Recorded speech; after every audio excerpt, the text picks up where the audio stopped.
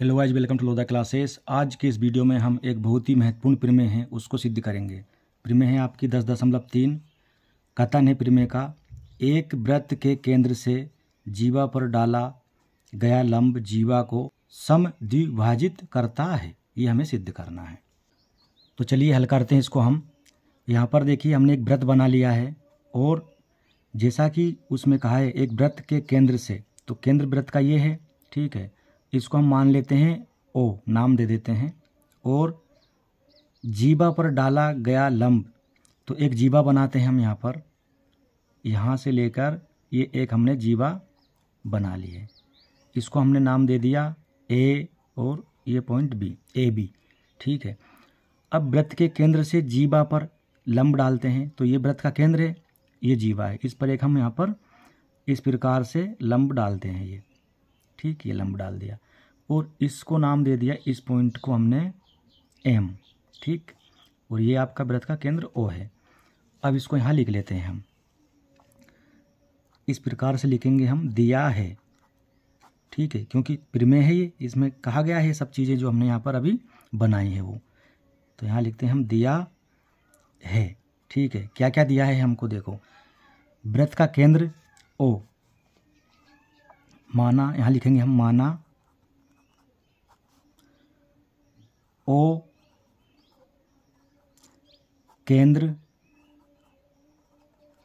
वाला एक वृत्त है, ठीक है, तथा ए बी वृत्त की जीवा है। ओ एम लंब है जीवा ए बी पर। और लंब को हम किस प्रकार से लिखते हैं, लंब को इस प्रकार से लिखते हैं, अर्थात ओ एम लंबवत है काई के ए बी के, ठीक है। इस प्रकार से लिखते हैं हम, ये ओ एम लंब है ए बी पर, इस प्रकार से हम इसको लिख देते हैं, ठीक है। तो यहाँ तक ये हो गया हमारा कंप्लीट। अब देखो हमें क्या सिद्ध करना है, हमें ये सिद्ध करना है कि ये ओ एम जो लंब डाला है ए बी जीवा पर, ये इसको दो बराबर भागों में विभाजित करता है, किसको, जीवा ए बी को। तो हमें ये बताना है ए एम बराबर बी एम या ए एम बराबर एम बी, इनको आगे पीछे लिख सकते हैं अक्षर को, बी एम लिख लो या एम बी लिख लो, इसको ए एम लिख लो या एम ए लिख लो, कोई इससे अंतर नहीं पड़ता है। तो हमें ये बताना है कि ए बी को जो ओ एम है लंब दो बराबर भागों में समद्विभाजित करता है या विभाजित करता है। तो हमें क्या सिद्ध करना है उसको यहाँ लिखते हैं। अब हम सिद्ध करना है, क्या सिद्ध करना है हमको, हमें बताना है ए एम बराबर बी एम, ये ए एम बराबर बी एम, ये दो यहाँ से यहाँ तक की लंबाई और यहाँ से यहाँ तक की लंबाई बराबर है, ये हमें यहाँ पर सिद्ध करना है। अब देखो यहाँ पर हम थोड़ी सी रचना करते हैं इसको हल करने के लिए, ठीक है। तो यहाँ लिखेंगे हम रचना। अब रचना क्या करते हैं, देखो जो आपका वृत्त का केंद्र ओ है और ये जीवा ए बी का पॉइंट ए है, इसको हम मिला देते हैं। देखो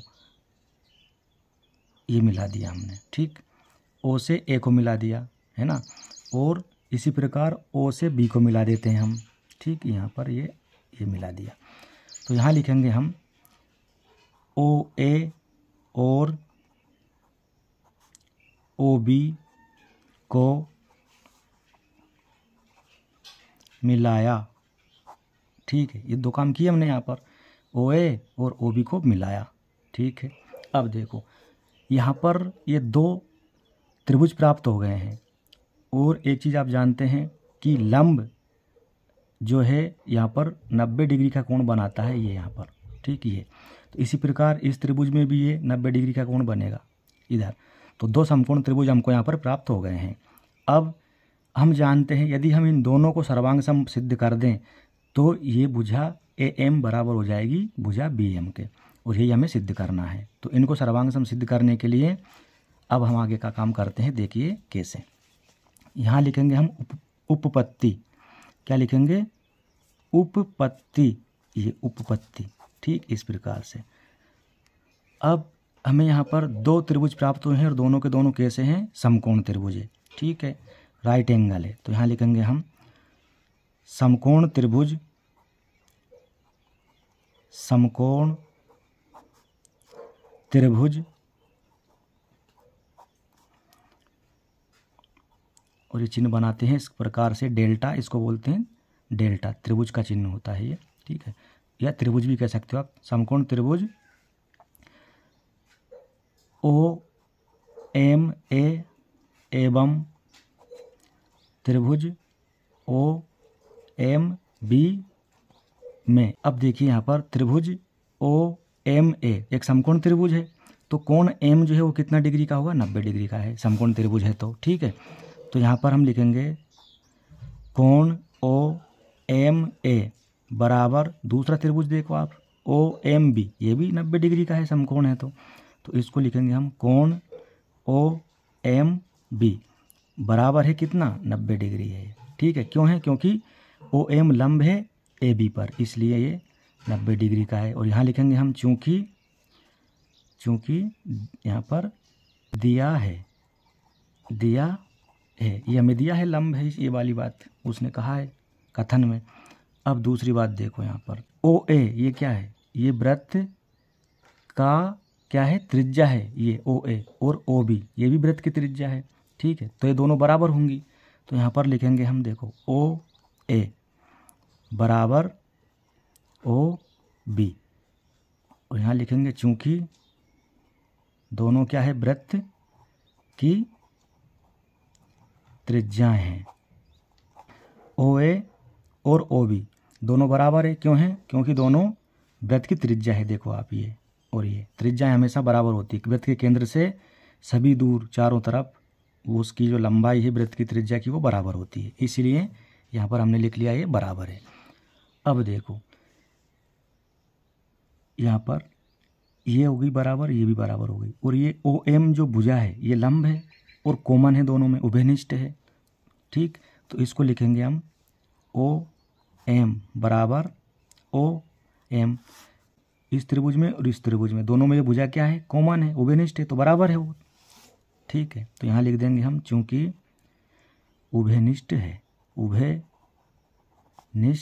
है, ठीक है। ये अब आप यहाँ पर गौर से देखिए, ये आपका राइट एंगल है, ठीक, देखो 90 डिग्री, और OA और OB ये आपका क्या है? हाइपोटेनियस है, इधर ये है, ठीक, और ये एक साइड है। तो यहाँ से आप कह सकते हैं RHS, ठीक, RHS सर्वांग समता जो रूल होता है, ठीक, राइट एंगल यानी समकोण, हाइपोटेनियस यानी कर्ण, ये दोनों कर्ण हैं त्रिभुजों के, और ये साइड यानी ये भुजा है, बराबर है।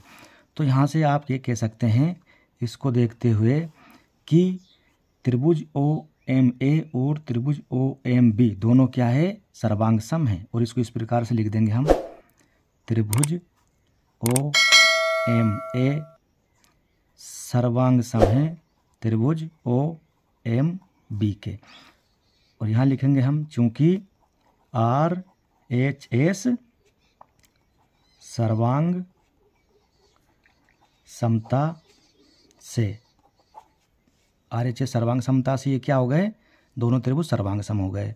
और हम जानते हैं जब सर्वांग सम है इसका मतलब ये है कि ये कोण दोनों त्रिभुज के बराबर है, तो ये कोण भी बराबर होंगे और ये कोण भी बराबर होंगे, और ये भुजा इसके बराबर है, ये भुजा बराबर है दोनों की, तो ये भुजा भी बराबर होगी, ठीक है। और ये हमें सिद्ध करना था, तो यहाँ लिख देंगे हम अर्थात AM बराबर BM, और यही हमें सिद्ध करना था। यहाँ लिख देंगे हम इति सिद्धम। तो ये वीडियो आपको कैसा लगा कमेंट बॉक्स में कमेंट करके ज़रूर बताइएगा। अच्छा लगा हो तो लाइक करिए, शेयर करिए, चैनल पर नए हैं तो सब्सक्राइब करिए। धन्यवाद।